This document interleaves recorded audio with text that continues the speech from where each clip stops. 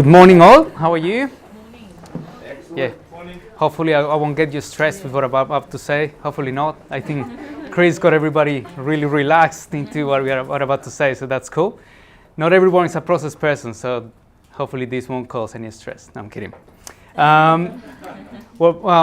My name is Jorge Gasca. I'm an automation and process specialist, and what we do is basically we get into business and look into process and see what can we automate from it with online platforms. So what I want to show you today is how to create a marketing and process automation strategy, right? So you guys can the intention of finishing this little course, I call it like a micro course, is for you guys to really have a little bit of a step-by-step process for you to create a strategy for automation and processes and marketing.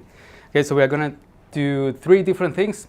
One, I'll just show you the basics of automation and where you need to start and where things to start when you are working through that process. Second, we'll talk about a model, the model that I use that you guys that I'm going to be sharing with you. And lastly, we are going to be doing a quick application.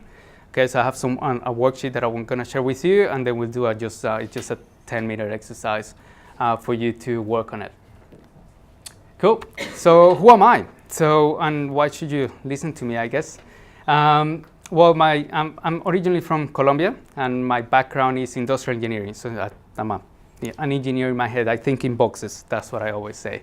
And that's basically where I'm at. So I fall in love with online marketing probably 5 years ago, over 5 years ago. I was working in an engineering company, and I didn't quite like it there. So I started playing with the online side of things. I fall in love with the process.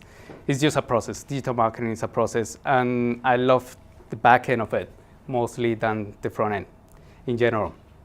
So that's me, and I just love working with the small businesses. Really, I think we can get a bigger impact on them as we go. So, question: why automation? I mean, why would you like to automate something in your business, right? And the real answer to that is quite simple, is efficiency, speed, and time, right? So when you create efficiency in your business and you have a process that is working well, and you put automation systems within it, you're just gonna make it go faster. And at the back of that, you're gonna save time, which means productivity. And if you probably have heard Chris, we had a long discussion yesterday about productivity. And if your team and your business is more productive and you're saving time, in reality, you can save more clients, which at the same time reproduces in profits. So those are the main 3 reasons why would you like to look into automation for your business. Now, the truth is not for everybody, and it's not something that I said myself. This is a quote from Bill Gates, and he says the first rule of any technology used in business is that automation applied to an efficient operation will make it more efficient, but automation applied to an efficient process is going to make it more inefficient, right? So the main thing that you need to keep in mind is that the process needs to be ready, and your business needs to be ready to take that step, right? To automate it. So the truth is, it's all about the process. It's nothing else in there. It's all about the process. So when you're starting to think, it's like, oh, I should automate this because it's too slow. Well, the real truth is that you need to go back and look into, okay, what's the process we are following here, and is it right for the experience of the customer, right? Most of the things that you automate is because you're trying to deliver a better experience to your customer, right? So the reason you're saving time is yes, because we want profit, but we want speed and efficiency so the client gets served faster, or the customer gets served faster and better.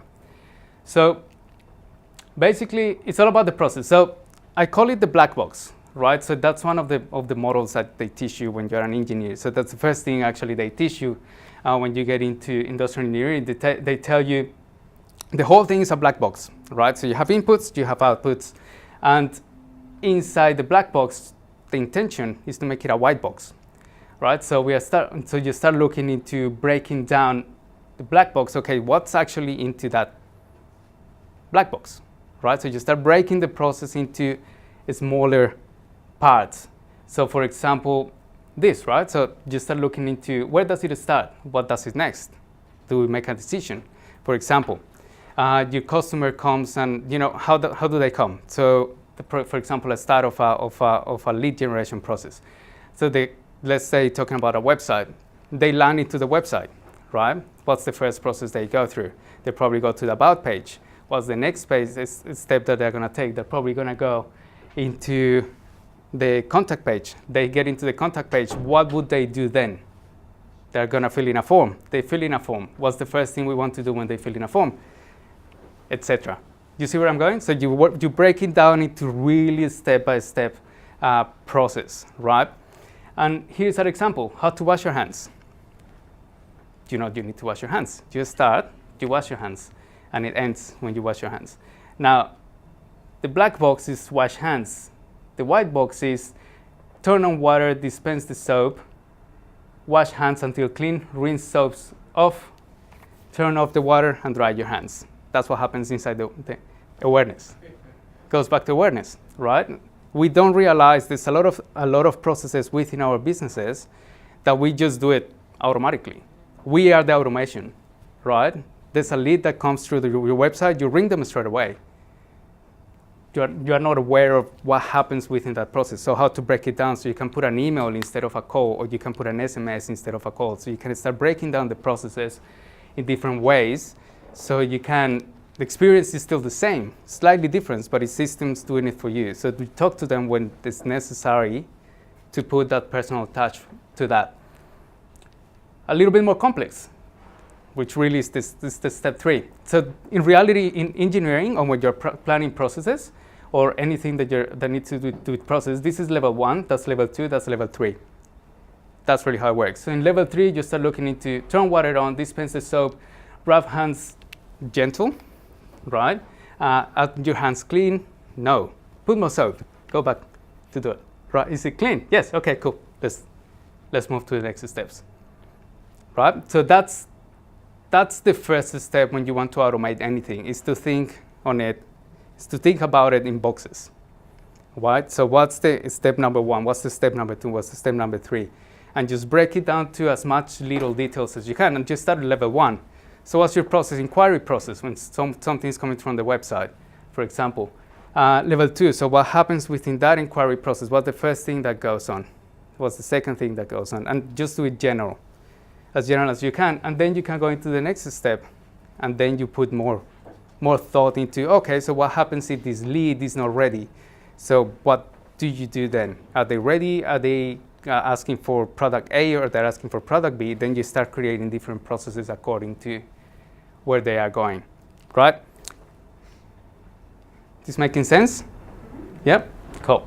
So the way I do this is, right, that's all very complex. Not everyone is here thinking of boxes, right? So I created a 3-step process that makes it a little bit easier for people to start working through that, right?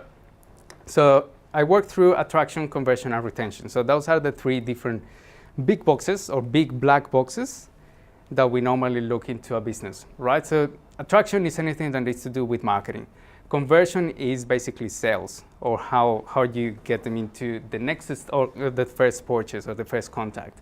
And then retention is really how do you do delivery, right? So it's your project management system, is what happens at the back end that you do the fulfillment, the client fulfillment process.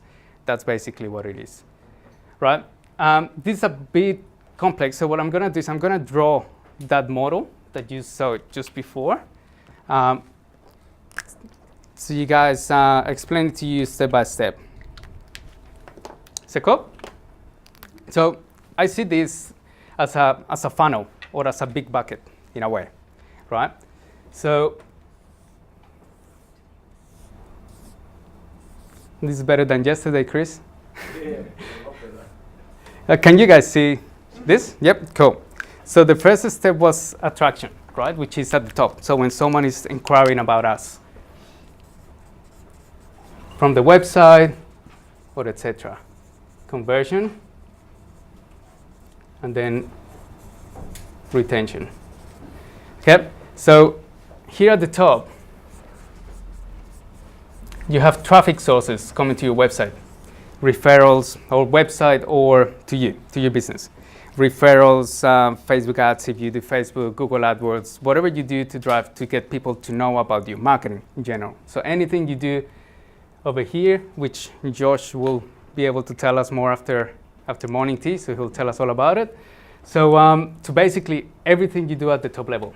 So this is what we call, in marketing there's a term that is called above the line and below the line. Right, above the line is anything that is out there, awareness, anything you do to attract people. Then, once they get here, they're gonna hit a wall or a fence, right? That fence is gonna be your website or a landing page or whatever specific you are putting out there, or a flyer even. Whatever you are putting in there for them to tell them more about you or a specific campaign. So what happens at that point, they need to make a decision into getting into your system. So they either get in touch or they don't get in touch. If they don't get in touch, they will bounce, basically. That's what you call bounce. So they will never come back. Well, no, I'm not saying never, but there's strategies that you can use to recover them later down the track, right? But at this point in time, let's say they don't get in touch. So once they get in here, this is where you have your first processes, right? For example, an email that you can send out just to say thank you for getting in touch, or an SMS or anything like that. So this is the first step. This is the first process. So what we do is we divide each one of these ones on 3. So the first one is the design, or sales funnel design, or the design, right? So it's the design of, again, what happens inside these black boxes within your business. Right? You don't need to design them all from the beginning, but you can design just what happens at this level. Each one of them, in reality, has an element of design. So the design, then you need to identify what's your capture system. So your capture system, meaning, do they call you? Do they fill in a form on the website? Is it a lead magnet? What do you have? What's that offer that you're gonna get that information from them to be able to capture them? Why we want to capture them? Because we want them in your database, right? So a lot of small businesses, they don't value enough their database. And the main thing about the database is that all this over here, that's what it is, right?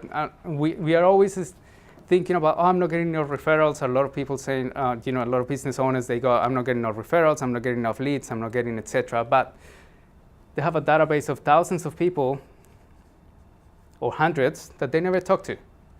Past clients that they came once, they were happy, they never came back because you didn't have a retention system.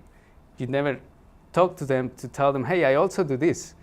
We were talking about yesterday, that there's clients that they just come for one service, they don't know you do the rest, that you didn't get a chance to actually tell them you do the rest because you do one thing, they were happy, they left. So it's about offering the next thing, right? That's basically over here. So the conversion system is about talking about what they need right now. So you can get them in the door. You can get them for the first thing, and you make them happy, and you make some money as well, right, in the process. So that's another system. So over here is attraction, design, capture, traffic, right? So once you define your capture system, you get your traffic system in place. Conversion, you start looking at your CRM. Okay, so how much do we know about them?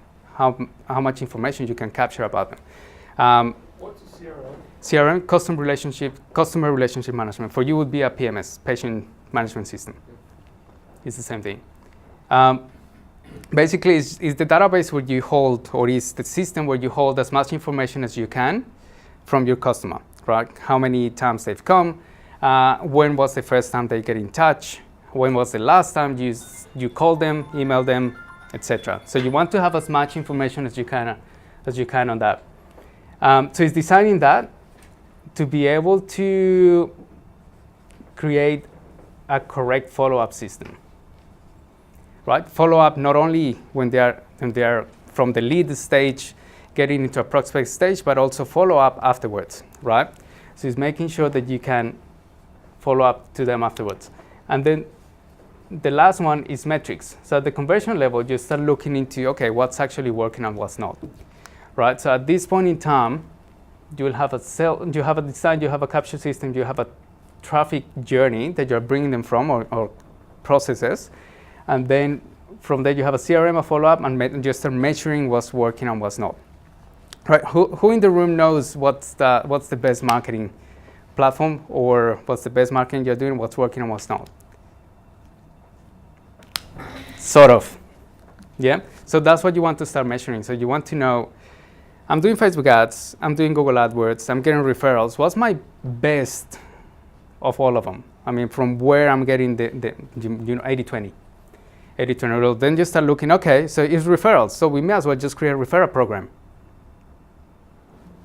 Then I don't spend money on advertising, don't spend money on anything. I just spend money on a referral program, for example, right? Then just reduce the budget. So this still rolling, but just spend most of your efforts on the referral program, as an example. Which brings us to retention. So retention is onboarding, basically what happens to a new client. How do we welcome them? How do we keep them warm? How do we tell them about all the services we've got, apart from what we are doing right now? Onboarding. Then is delivery. Delivery is more looking at what's the what I call the production system, right? So the delivery is about the project management system, is how can we connect that to your database? How do we make sure that everything is in sync when you are delivering, and what are the touches you could put in place that could be automated? So let's say you're an accountant, and let's say you have a particular touches that you know the bus happens at a set date, and people need to do the bus before that date, right? So all you need to do is to put a reminder on that date every year that's sent out to every client, even if you've said them before or not. And there's a lot of recurring work that you could put together. For example, for tradies, there's I was working a few years back, a couple of years ago, with a tradie that he does gutter cleaner. He's a gutter cleaning and glass and window cleaner. And then his problem was that he was getting leads, but they would just work with him once, and he had a database of 2,000 people, right? He just worked with them once, he put them to his delivery system, then that's it. So he was having to generate leads all the time, and just fighting with pretty much fighting with people in high pages, because they were just fighting for leads. So what we did with him is we just look at that, and we created just a recurring system that goes, someone comes in, they clean the gutters today, it just reminds them 6 months out the track, or in autumn, hey, it's time to clean them up. That's it. It's an automated reminder that goes every year, and he just created recurring revenue out of that. So your delivery system is important. So what do you do there? What else can we deliver, and what will remind us, and what else can we bring from that? And the last step of the process, not the last one, but one of the last element from retention is feedback, is automated surveys, for example. How many of you know if you have 5 stars for every single client, for example, or customer? Right, so let's say you deliver a service to a customer and they were happy, and you just know if they're happy if they tell you, right? If we don't ask, we don't get. So feedback is about automated surveys that you could trigger when the customer is out the door, they were happy, they're happy, and then we can have automated systems that actually tell us whether they're really happy in reality or not. So we can get surveys back into the system so we can offer more services or ask for referrals, for example, and bring them back. So really the game is to drive them down here so you can bring them back at the top. So you can give them another product or another service and keep them in your system. Okay? So that's this a little bit better. That's better than my scribbles. Can we get a copy of your presentation? Yes. So what I was saying, so what happens here on the side, so those are the fences, right? So the fence is the website, then our website or landing pages, they get into your database, they can get followed up by automated emails. They raise their hands, they want to talk to you, etc. They move into pretty much a segment of your database, so you know that they're warm, that they're not cold. As over here, You can have different workflows at that place where you can have different set of communications. Once they decide to buy from you, that's where you can have all other workflows as well. Again, they move to a different segment within your database. Not everyone is the same in your database, and that's the game. It's about finding what are the differences. Again, it's the customer avatars, right? So we create them because we think that these are the guys that we're targeting. Once they get into the database, you will find it's close, but sometimes what they want and what they need is actually different. So that's where the database allows you to analyze. Cool. You will find processes like that. So this some stuff that we created for clients in the past, or it can be as complex as this, right? So these are level 3. These are level 2. Okay, level 1, level 2, level 3, right? Again, you don't need to think in boxes, but that's the idea. So the way we help clients, or the systems that we use, one of the main systems that we use is ActiveCampaign. ActiveCampaign is a sales and marketing automation platform, but you can use it for many different things. The main way that they created the platform was for sales and marketing, but in reality, you can create a full delivery system from it. And it integrates with thousands of platforms that are out there as well. So it's a clear example of the CRM, for example, when we were talking about CRMs over there. So is that you can see basically this visually, right? So if we were to create a process from that, so it's people that are coming from the website, you need to contact them, you call them, you move them into in contact with, and you can have tasks within it, which is the white box, right? So it's the steps within the white box. So each one of them is a small part of the process, and inside those you can have tasks, which is the things that you need to do to complete them and move them into the next stage. That makes sense? Mm-hmm. Yep. So again, it's all about systems. What systems allows you to do is to see things like this. For example, 43 parents were invited into participating for a survey. Then you can start looking at data. 28 parents say yes, 15 said no. 22 were interviewed, 15 at the clinic, 5 at home, 2 on the telephone. Again, not everyone is the same. They were interviewed differently. 6 parents lost at follow-up, right? 16 children interviewed, 11 at clinic, 5 at home, and 6 were not interviewed. So in reality, how many did you get at the end? You only got 22, right? Again, that goes to matrix and numbers. And you will be able to see that graphically like that when you put in a system. Okay, so you will know where they're moving from leads all the way until they get into the bottom line of your business. And again, you can have different reporting systems where you can get them back, and you can see how many of them actually go back into the system. Okay? So what I want to do is just a quick exercise. Cool. So if we can pass this, should be enough of them. Actually, can I keep one of them?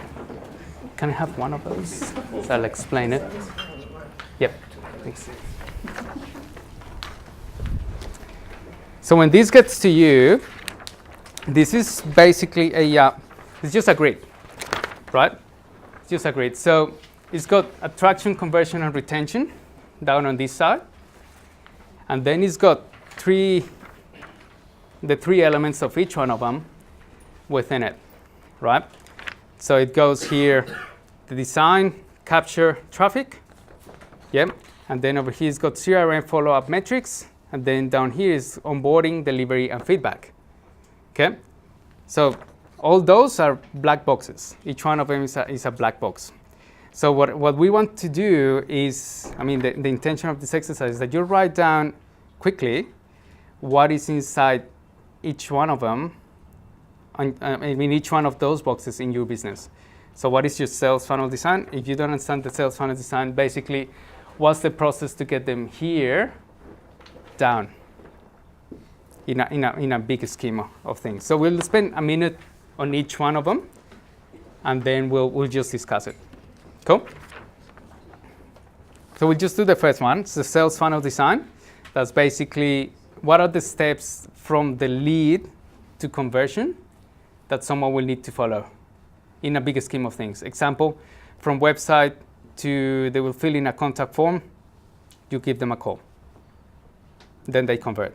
For example, that's in a nutshell what it would be.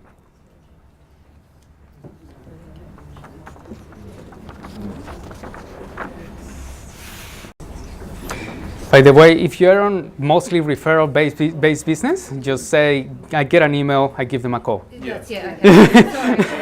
Sorry. I can see people like, that doesn't work for me. No, but if you are purely referral-based business, then that would be it. You get an email, you give them a ring. That's it.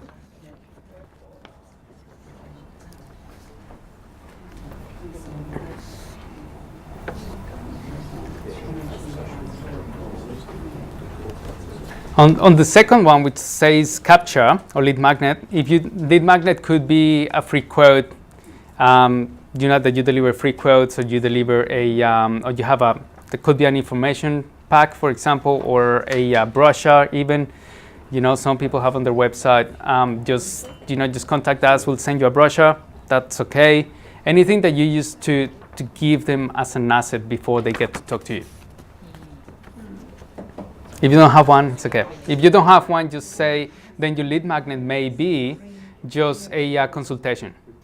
If you don't have anything that you give them in exchange of their email address or anything like that, then it may just be a phone call.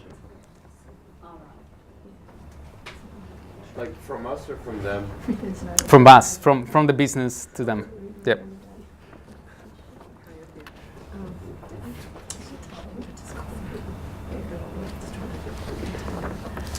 Then traffic is basically where are you getting traffic from? I mean, how do you get people to know about you? Are you using Facebook ads, Google AdWords, purely referral based? So maybe you go to BNIs, networking events, etc. Anything you use to get people to know more about your services or what you offer. Flyers, coffee shop flyers, coffee shop cards, any of that's traffic to your business.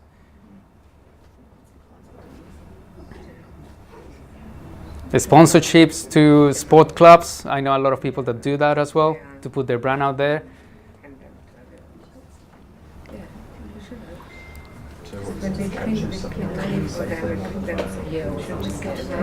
Yeah, it's basically an offer. Yeah. Like if you have, for example, a free ebook or a webinar. Can you send me a work order? But on the bottom of the work order, you say, can you do this next week? Yeah. That's the capture. Yes, we can. Yeah. Or 24 hour service. Yeah. Do you do free quotes or anything? free quotes, Yeah, so that's your yeah. lead magnet. It's a free quote. 24 hour service. Cool. So the next one, CRM. CRM is just as simple as yes or no. Do you have a centralized point of putting your data? Email addresses, your client information, etc. Do you have a centralized point? Yes or no? It's as simple as that.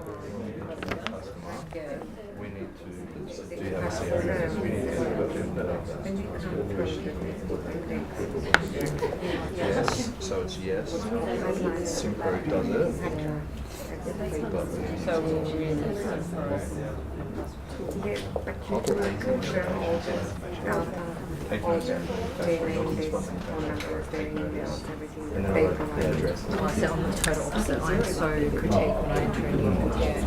Yeah. Then the following one is the one that says follow-up is more about what's the follow-up process from prospect to, for example, converting. So do you have emails, or do you have a specific process you follow? Do you have it automated or not? Or is all phone call based and it's all based in your head? For example, do you need to remind yourself to call them, as an example? So what's the process that you follow, the system that you have in place for follow-ups? Then the next one, metrics. Metrics is all about are you reporting on your marketing activities or your database or anything? You actually know how many customers, how many leads are you getting, etc. It's just as simple as yes or no. What's the metrics? What are you reporting on? Leads, conversions, retention. Yeah.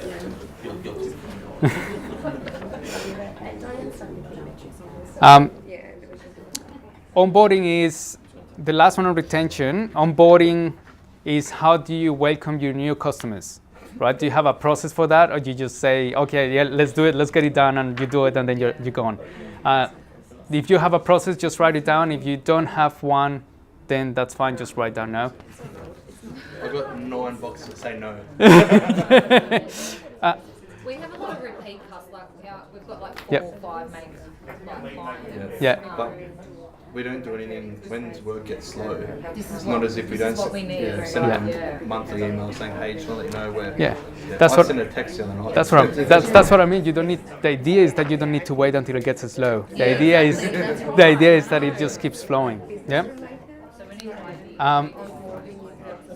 On the delivery, hey guys, on the delivery side of things, which is the last two, delivery and feedbacks. And delivery is basically all about, do you have a project management system, or do you have a system to control how do you deliver things? For example, a lot of tradies use like apps or anything that you work with to deliver to your customers. For example, accountants use Xero, and they have a bit of a process in there. I mean, do you have anything that you can use or you are using currently in that? And what's that process? So patient management system, do you have a system in place to do that? Or is all kind of, you know the process and you just do it?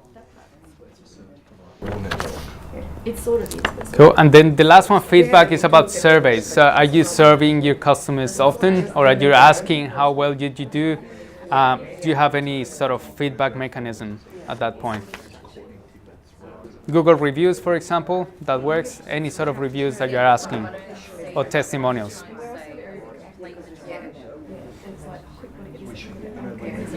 Cool.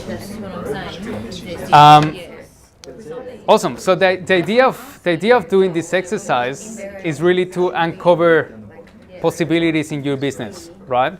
So the idea of doing this, if you have a lot of no's or a lot of maybes or a lot of kind of, or yeah, no, I don't have a system, that's a good indication that you may need to start looking into it, especially for specific things like it depends. For businesses, it depends what journey they are in. If they are on a lead problem journey, you probably need to start looking into the attraction side of things. If you start looking, if you have you have lots of leads but they are not converting, or you don't have time to service them properly, then you need to start looking into the conversion combined with the retention side of things. And then if you have a big database but you have not worked with them, or you just send them an email every time the business gets slow, then definitely start looking into the retention business. So in the retention side of things, just start look at your worksheet, and the idea of that is to uncover where you should focus according to the planning that we are going to be doing with Chris and Lana later on your business for the next 90 days. Cool. Awesome. Well, thank you guys. I hope that was useful.